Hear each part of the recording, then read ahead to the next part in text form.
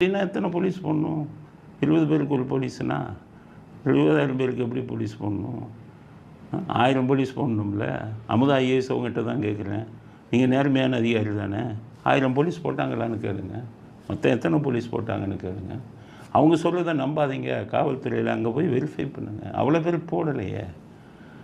அதனால் பெரிய அதிகாரிகள்லாம் புரிஞ்சுக்கணும். நீங்கள் மனசாட்சிப்படி செயல்படுங்க.